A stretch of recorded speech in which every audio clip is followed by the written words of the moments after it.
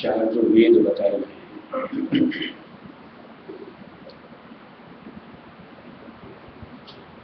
इनकी उत्पत्ति कहते हैं ब्रह्मा जी के चार मुंह से निकली वाणी, ऐसा कहते हैं। पूरा नहीं मानो, इसलिए कन्फर्म कर।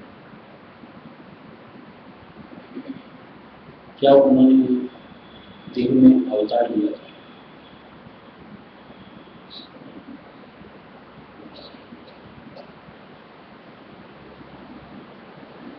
अवतार तो था ही। इस बात का मतलब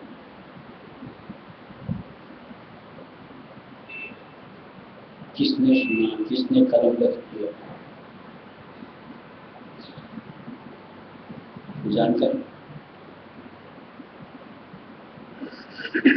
सुनिए कुछ बातें वेदों के बारे में।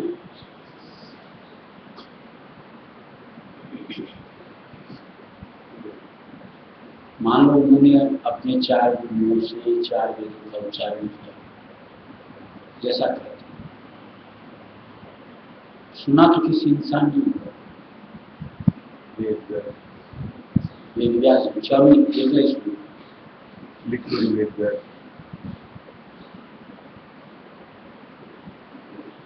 मान लिया, ये नहीं पता अपनी तरफ।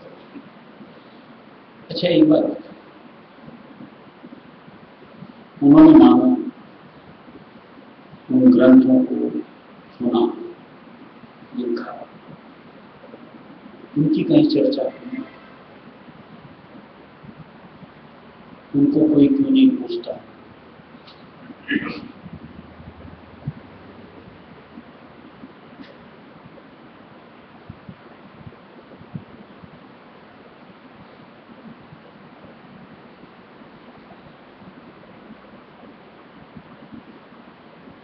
आज अपने मालिक के ग्रंथ संतों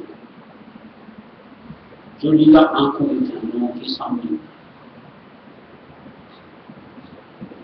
जैसा महाराज ने कहा और देखने को मिला,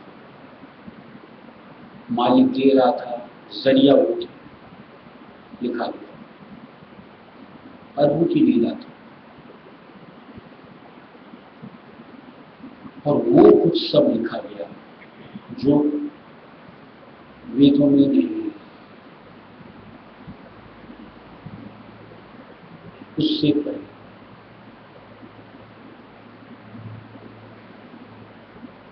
और वो भी कहीं कितना ऊंचा।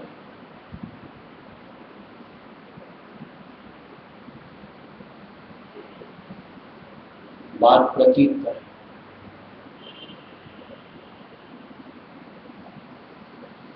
अगर प्रतीत नहीं लोगों तो उनके लिए ग्रंथ कोई मायने नहीं रखता।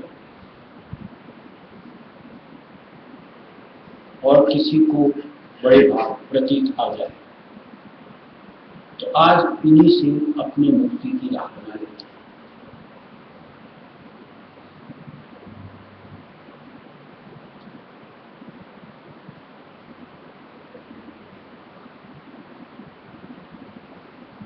न कोई से भी ग्रंथ, चाहे वो वेद कहिए, कुरान कहिए, बाइबल कहिए, चाहे संतों के ग्रंथ कहिए, माखौल उड़ाने के लिए नहीं होते। निश्चित तौर से महापुरुषों ने उनको लिखा, जारी किया, जीव हित। लेकिन संतों की वाणी की जो खासियत,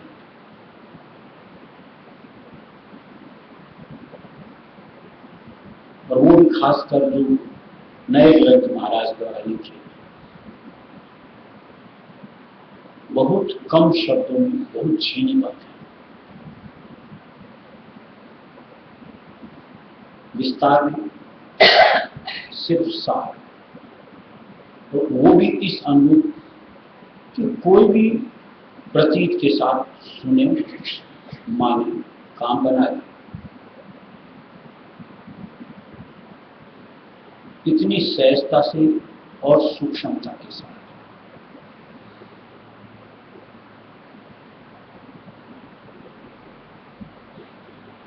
न किसी तरह प्रपंच, न कुछ और छलावा, भटकन है ही नहीं। मानो और पाओ।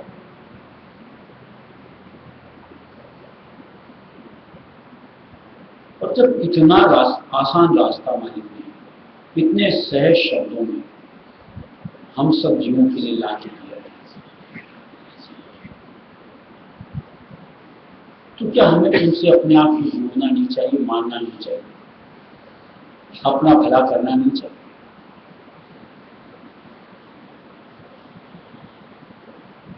और आखिर ऐसा क्या कि इतनी आसान जुक्ति जो मालिक ने ला के दी वो हम नहीं करते?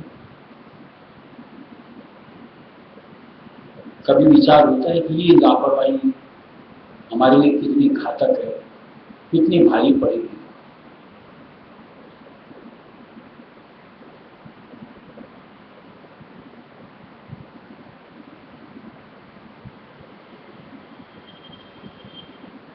एक प्रतीत के आधार से संतों के मालिक का विश्वविद्यालय, अगर हम अपने आप को मुक्ति के साधन से जोड़ पाते,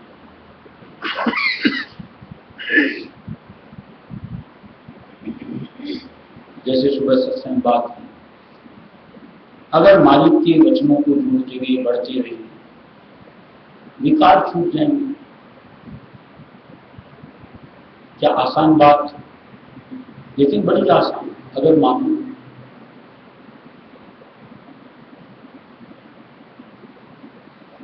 विकार मतलब बदनुमा दाग हमारे ऊपर नहीं,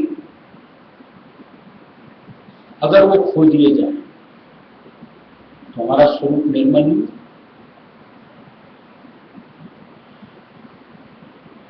क्या हम ये चाहते हैं कि हम कलुषित रहें, हमारे नाम के साथ धब्बे जारी रहे,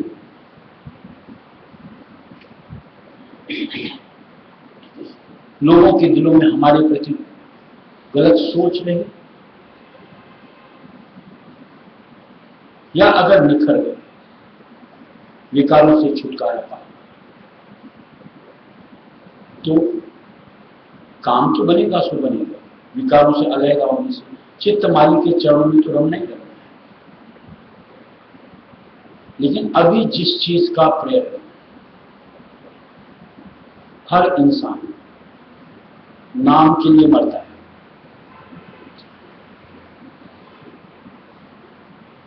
वो फ्री में मिलता है। सदाचरण, सच्चरित्र, न कोई आपका बैरी, सबके परम से।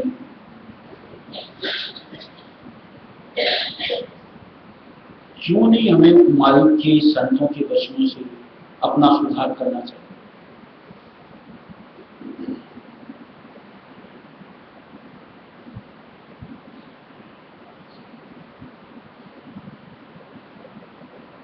मालिक के आधार को पाकर प्रतीत के साथ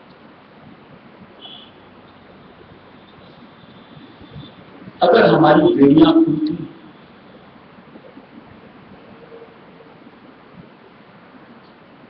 हम आजाद होते, तो क्या हमारी चाहत ये नहीं होनी चाहिए? क्या ये हम चाहते हैं जकड़े ही नहीं, यानी कैद में ही रहे, शिकंजों में? एक जानवर तक तो नहीं चाहता, मजबूरन है तो है, नहीं तो वो भी स्वच्छंदता ही चाहता है।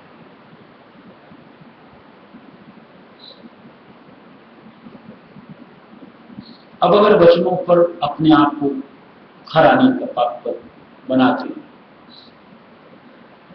स्वयं अपने लिए बेड़ियां खड़ी करते हैं, तो क्या एक कोई भी समझदार इंसान के लिए शोभाजनक बात? कि अपनी स्वच्छंदता को स्वयं खत्म करो।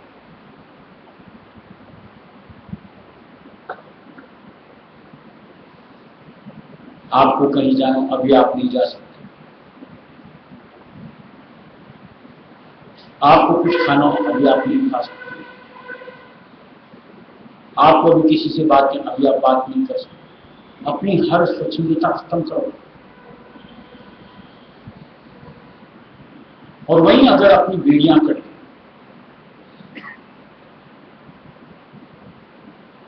अपने मालिक आप बन जाते। जब चाहो तब मालिक को सुन लो, मालिक से मिलो, मालिक के हो जाओ।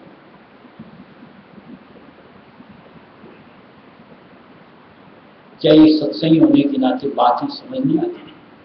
और उसके लिए हमारा जो प्रयत्न होना चाहिए, स्वच्छंदता के लिए, आजादी के लिए, रिहाई के लिए, करना अपना धर्म है।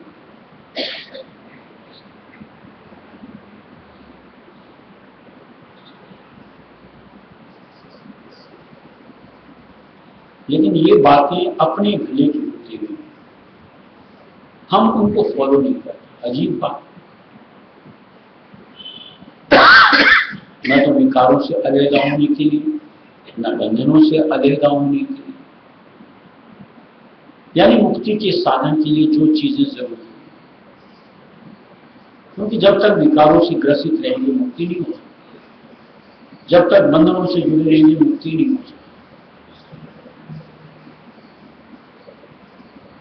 तो क्या अपने लिए वो साधन बनाना, अंदर से छटपटाहट बेकली, हर वक्त मालिक से अपने आप को पुकारना,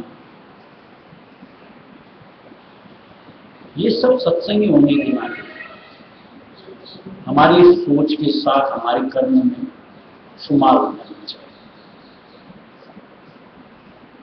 और इस अनुरूप लगन कि हर वक्त अंतर में यही बातें चलती हैं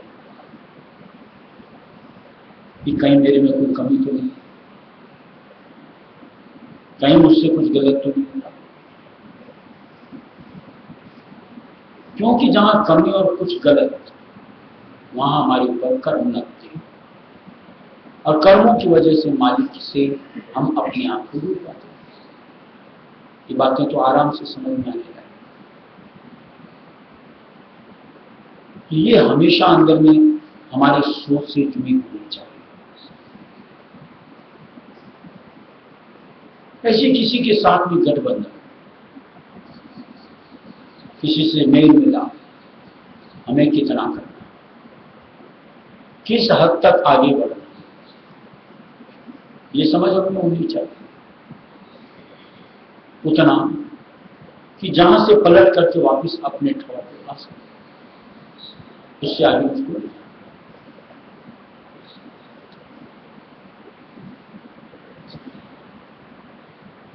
और जब कहीं हम इस कदर अपने आप को उलझाएंगे तो जब चाहेंगे तब सुमिरेंगे, गाया सुमिराय, और अपने आप को मालिक के साथ कनेक्ट कर पाएंगे, जोड़ पाएंगे।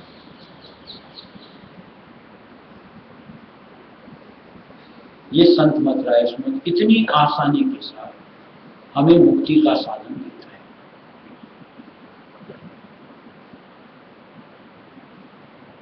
बतौर सही हो, ऐसा नहीं, मालिक भी जानता है कि हम कैसे धीरे धीरे ख्यालों से, अपने मन के साथ, बाहर में प्रपंच दुनिया के साथ, तो बतौर सहयोगी मालिक हमें यूज देता है एज ए बेस्ट फ्रेंड,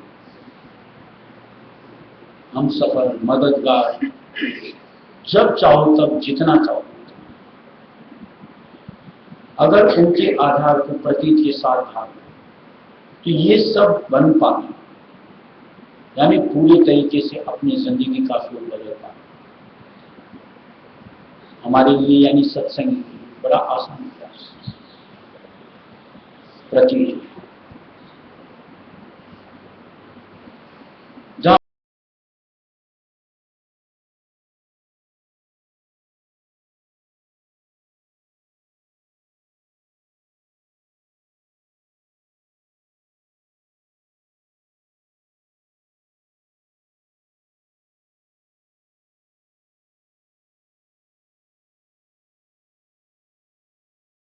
हमारी सफाई उतने कदम आगे बढ़ रहे हैं।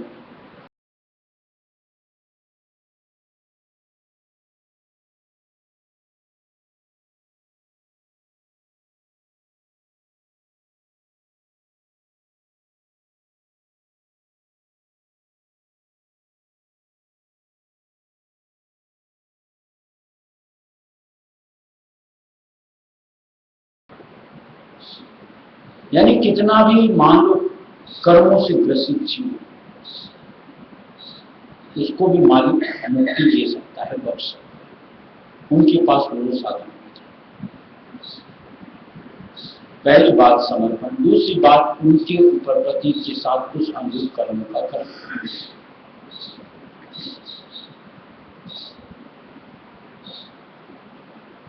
अब अगर कहा जाए कुछ और हम करें कुछ, तो कहीं से भी हमारा सुधार, तब्दीली और हमारा मालिक की तरफ प्रवाह नहीं बन सकता।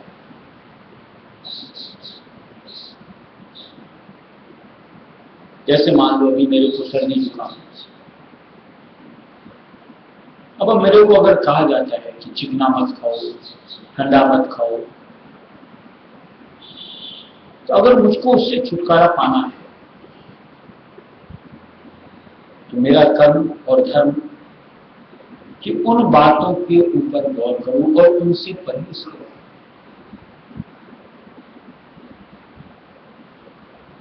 मेरी आराम से सर्दी खांसी कब जो भी खत्म, हो सकता है 2 दिन लगे, 4 दिन लगे,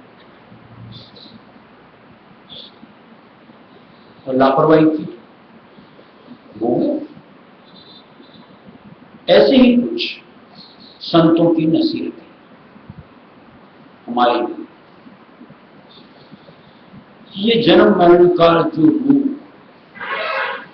जन्मान जन्म से हमारे साथ जुड़ा,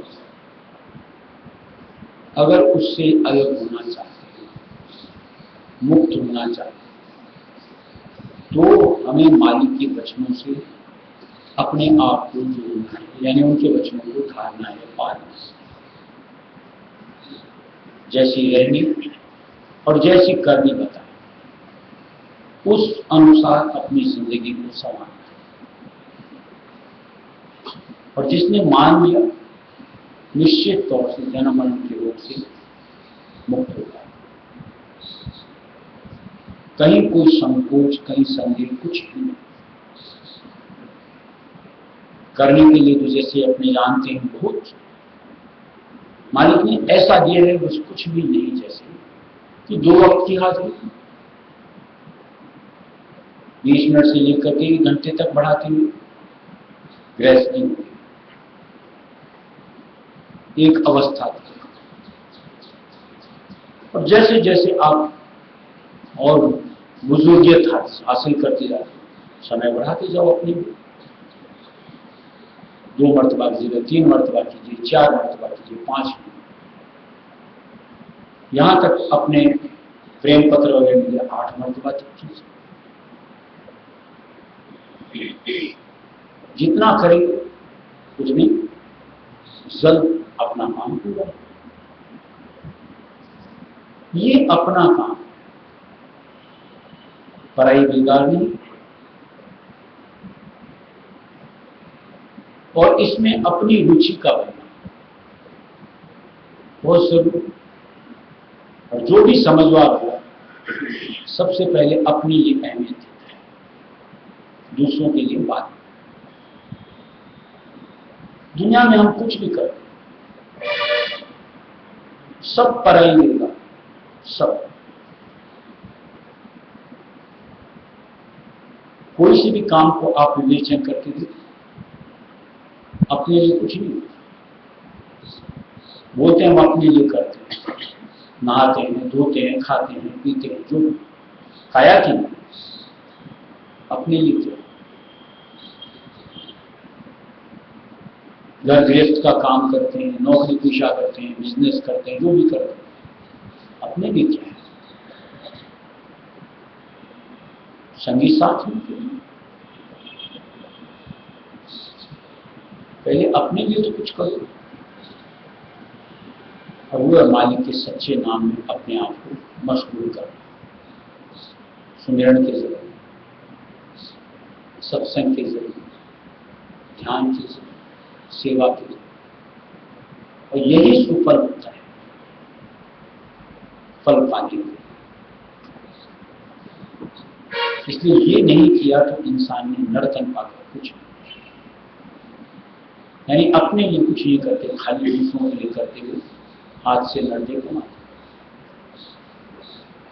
ऐसा कुछ संतों ने ला करके अपने वचनों में हम सबके लिए कलमबंद किया, तो वो हमें जरूर अपने लिए लिख कर रखना चाहिए कि निश्चित तौर से मेरे लिए, और उसको पालते हुए आगे तरह आगे बढ़ते चलो। मालिक दया करेंगे, मेहर करेंगे, काम पूरा।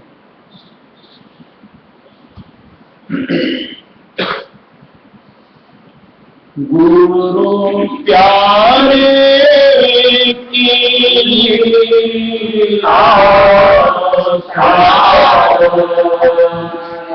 जब जीवन में पिता प्यारे की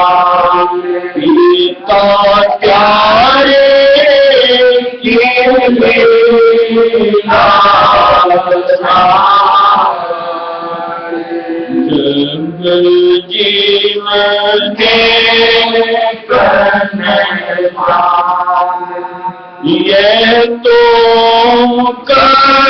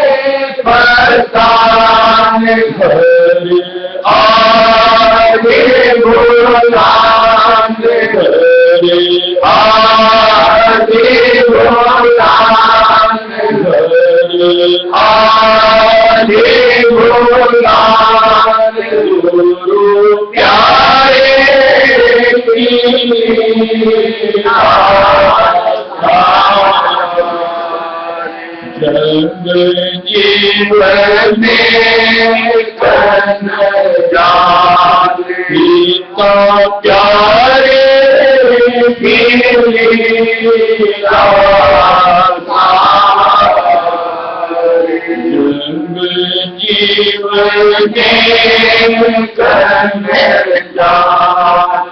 गुरु भक्ति की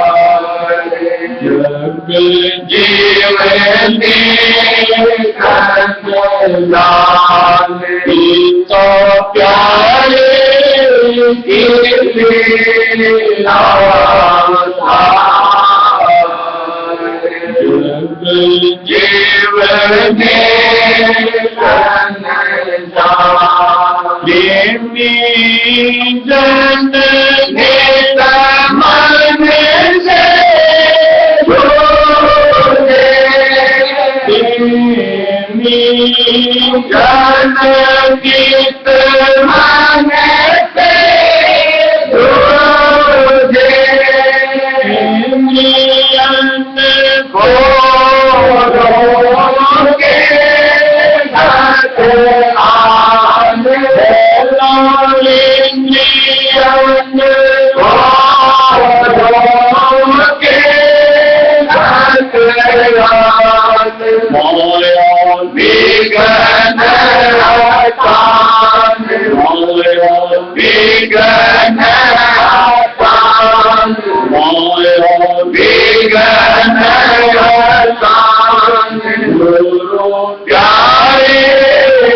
लीला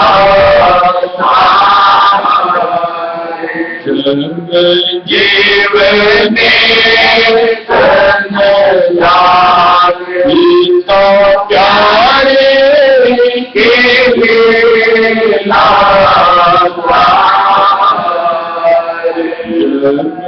जीवने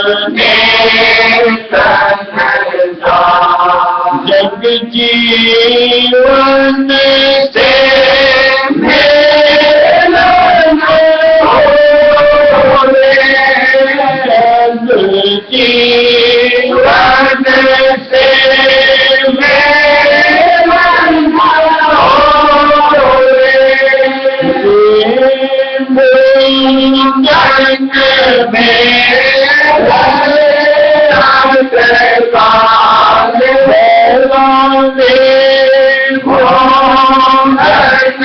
में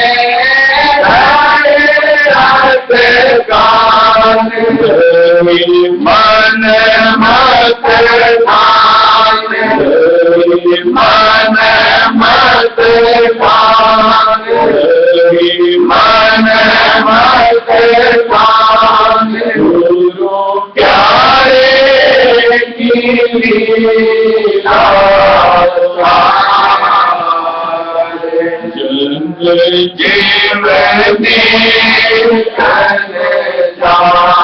गीता प्यारे की लीला जग जीवने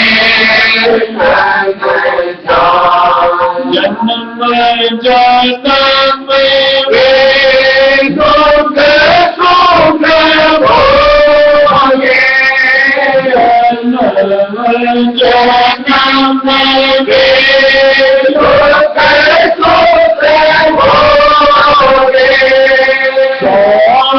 राशि में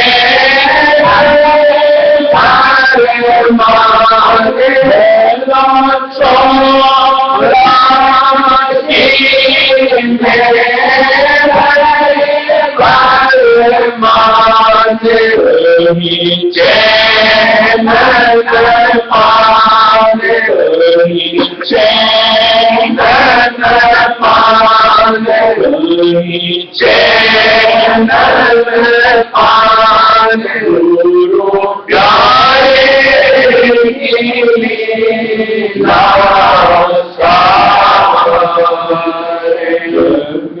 जीवने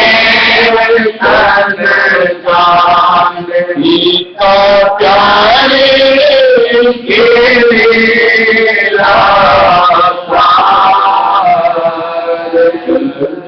जीवने गुरु बतन की लीला गुरु बतन की लीला गुरु चरण नित प्रीत बरान गुरु चरण नित प्रीत बरान वारे दौरान वारे दौरान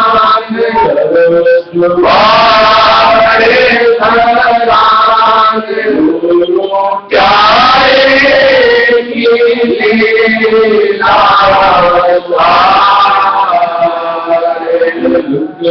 जीवने जान गीता प्यारे की लीला जीवने जान दया स्वामी की पावे दया स्वामी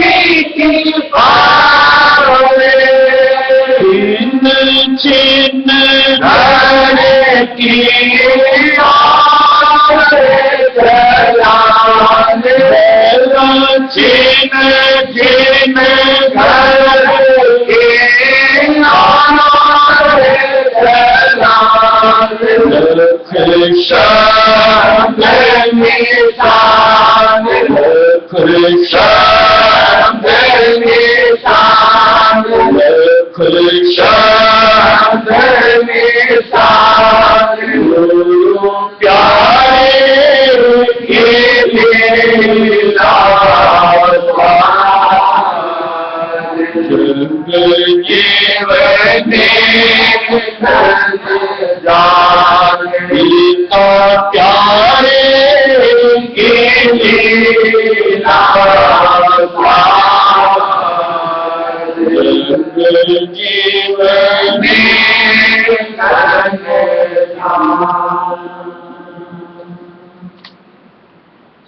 देखिए, कोई भी चीज में हम लोग जिनको भोग करिए, चाहे विकार, कभी भी आप विचार करो, जैसे बात की कलुष, उसमें हम स्वयं परेशान, कोई सुख नहीं।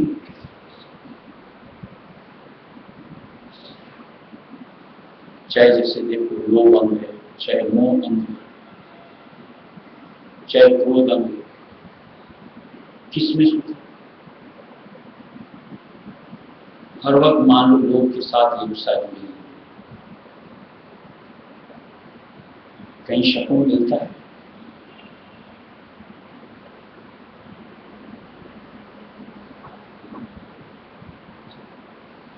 कभी चैन से बैठते हो? ऐसे मान लो कहीं किसी से मोह ज्यादा अतिरिक्त, उसके कारण कितने दुख झेलते,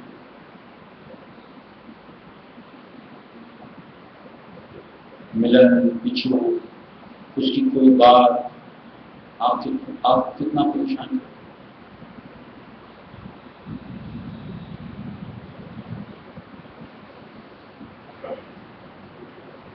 ऐसे मान लो खुद को ही जलाता, क्रोधी इंसान स्वयं ही जलता है।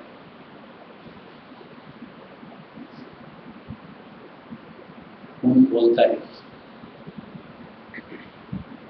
शरीर आपे से बाहर होता है, नुकसान किसी और का थोड़ा। जब आपको एक एक मसला संतों की बात का समझ में आएगा, यार इसमें तो अपना ही नुकसान है, शायद आपकी सोच परिवर्तन, मुझे अपना नुकसान नहीं।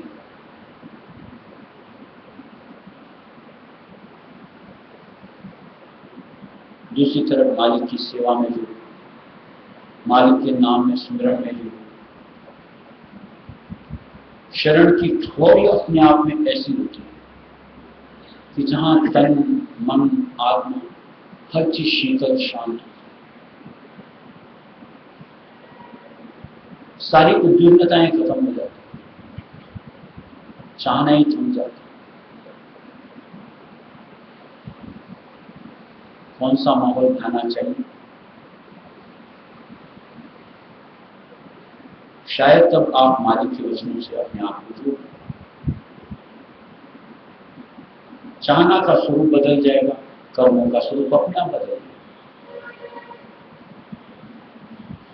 उनमें चाहना के साथ जोड़ सकते, निश्चित बात है गलतियां बनेगी ही बनेगी, यानी खोटा ही खोटा, चाहे लोभ देखो, चाहे मोह देखो, चाहे क्रोध देखो, चाहे और किसी भी अंग में देखो। और इधर मालिक के कर्म से अपने आप कर्म थम जाते हैं, और जो भी कर्म हमसे भक्ति के निमित्त बने उनसे हमारे संचित जो ढेर के ढेर वो भी साफ, और साथ में हमारे लिए राह आसान जिस पर हमें बढ़ना है।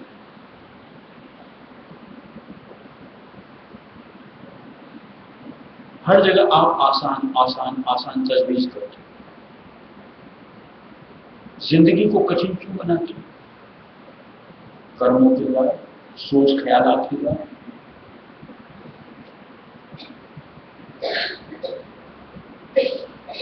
घर में आप गलीचा लगाते हो, गद्दे लगाते हो, कालीन लगाते हो, चटाई बिछाते हो,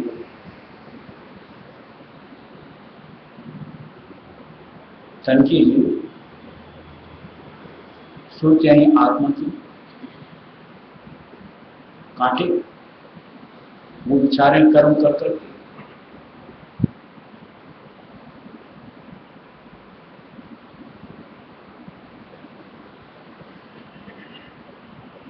इसलिए समझ के साथ जो सत्संग से होती है, संतों के द्वारा होती है, हमारी सोच का परिवर्तन,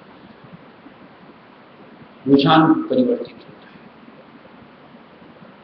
आसक्ति परिवर्तित होती है, और तब हम मालिक के चरण शरण में अपने आप को दिखाते हैं, जो कि अपने लिए सुख यानी आत्मा में उचित हो।